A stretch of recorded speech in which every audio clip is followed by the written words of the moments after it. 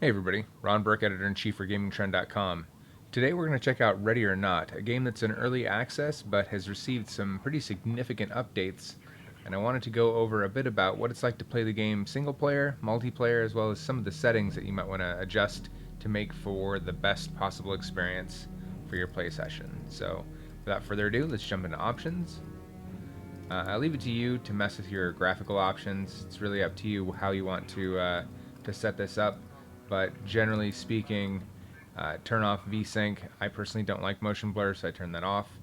Um, there are a couple of things like mirror anti-aliasing and decals that can really affect your quality of rendering, your frame rate overall. Same thing with DLSS. This game does support DLSS as well as reflex, so it's up to you whether you want to use those or not. I've adjusted all the audio down just to make sure that you can hear me and it's not just overwhelming with the game's music. Same thing with all of the equipment, interaction, teamwork. All this can be adjusted, though I have to say it's pretty well done so far, so I didn't feel the need to adjust any of these. So we're going to jump into single player right now, and that's going to drop us right into police headquarters. Before we jump into a mission, which is actually going to be in the next video, we're going to talk a little bit about customization. So if you come in here, you'll find two things. You'll find this, actually three. You'll find this mirror, which you can see, look at the aliasing that's on the lockers. So we're going to go back into those options here. The mirror resolution scale. There's no reason to do anything less than 100%. Okay, that's better, but not great. All right. Anyway, not really all that important. There are a couple of stations we're going to need to stop by. So the first one is going to be Modify Loadout. So in the Modify Loadout, you'll have a couple of options. Obviously, Self is for you. We have Alpha, Beta, Charlie, and Delta. These are your teammates for AI control players. So you can adjust the loadout for every single one of your group, and that will let you balance out what equipment you bring into the field so you can match whatever your callout is. So primary weapon, this is going to be where you do the most work. You have a lot of different options here: assault rifles, submachine guns, shotguns, launchers. All of this equipment is based on real world equipment, so you're going to get a lot of different characteristics based on the weapon you've chosen. A lot of it has to do with the weapon handling and how well it does indoors, whether it's a 3-round burst or fully auto. Personally, tried and true, the M4A1 works for me, although I also like the MK16. So we're going to stick with the M4A1. Under secondary weapons, this is your sidearm. So G19, Glock, M45A1, 357 Magnum, Taser. So now we're talking about the difference between lethal and non-lethal. Obviously a Taser is going to give you some non-lethal options, which can be helpful. I believe I'm going to go with the USG. Alright, long tactical, you've got a couple of options here, and these are more than just a tertiary weapon. These are really purpose-built for the mission at hand. So the mirror gun, we'll get into that in a little bit. Breaching shotgun, this is for, basically it has a castle on the front that you drive into the wood adjacent to the hinges on a door, and you can blast the hinges off the door, or you can put it right against the locking mechanism on a door and blow the lock apart. So that's useful when you can't get through a door. Ballistic shield is going to give you a bit of armor between you and your suspects. So that's going to limit your weapon use because you're going to be stuck with just your sidearm, but it will also prevent you from absorbing bullets.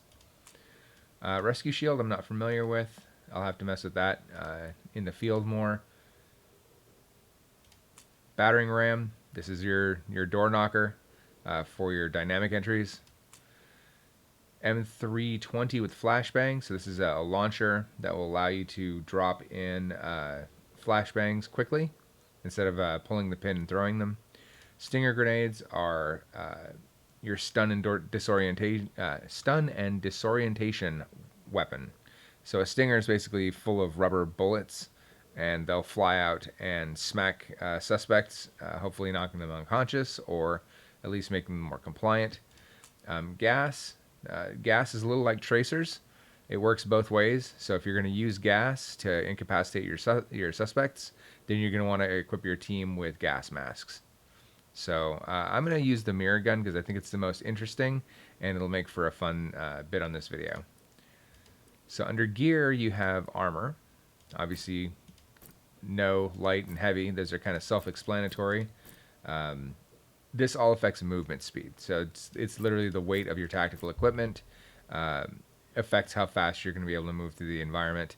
I'm a slow and steady type, so heavy armor keeps everybody alive and coming home safe. Headwear is more than cosmetic. You've got, obviously, none. That does nothing. Night vision goggles, useful for when you have missions that are at night, or pretty much every mission that you run into is going to have some place that's, you know, in some dank basement or something where somebody might be hiding, so NVGs can be very helpful there. There's the gas mask I was mentioning. So if you're going to deploy CS, you're going to want to bring this gas mask to keep your team safe. Anti-flash goggles. So these are layered with a special filter that will prevent the flashbang from blinding you. If you suck at throwing flashbangs like I do, then these are handy. Ballistic face mask. This is another keep yourself alive kind of thing. So especially when you're new to the game, this will keep you from catching a bullet to the face. I'm going to stick with night vision goggles for this time, but if you're having trouble with your callouts, you might try the ballistic mask. Especially if you catch one to the head, because that's pretty much instant death. Grenades, you have 3. We kind of went over those. It's flashbang, CS, and stinger. No matter which one you pick, you're always going to have 4 of them per team member. So keep that in mind. I'm not saying you got to count them, but they're not unlimited. Far from it.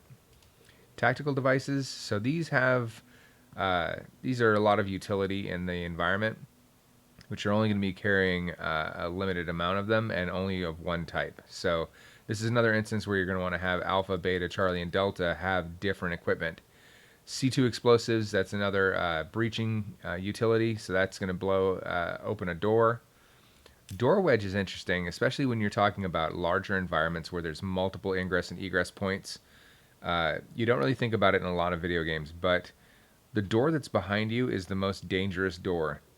Because if you've not secured everything that's behind you, that's where the enemy can come in and catch you unawares. So a door wedge will allow you to secure a door, and then neither you nor the enemy can pass through that door until that wedge is removed. So this can be very handy in controlling your space. Pepper spray. I've not seen this work well in the game yet, so it's still being used, but this is really another suppression technique where you can use pepper spray to disable a suspect without harming them. Lockpick gun. So this is allow you to quickly and quietly open doors that are locked. Let's see. We're going to bring the lockpick gun. I'm going to check everybody else. So he has C2, door wedge. So we're going to break it up a little bit. We're going to have 2 people with explosives, 1 with a lockpick, and 1 with a door wedge. So it looks like breaching shotgun, mirror gun, mirror gun, mirror gun. Everybody likes the mirror gun. So instead, I'm going to have Alpha here bring out the M320 with the flashbangs. I'm going to have Beta bring, I think the ballistic shield, mirror gun, breaching shotguns. That gives us a wide variety of gear to handle whatever might be on our call out. So I think we're all set. We'll pop over here.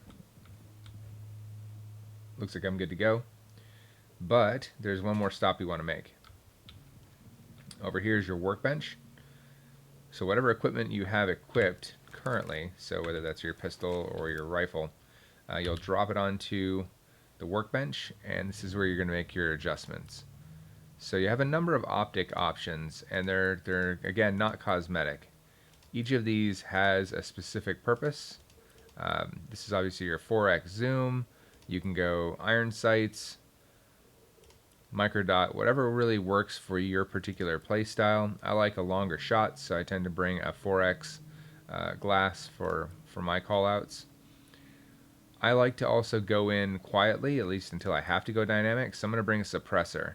But if you have a weapon that has a lot of climb and you're having trouble controlling it, this ASR brake or FMB brake will cause the muzzle to not climb as much when you're firing it. I like to not fire a whole lot of weapons or a lot of rounds as well. Are you kidding me?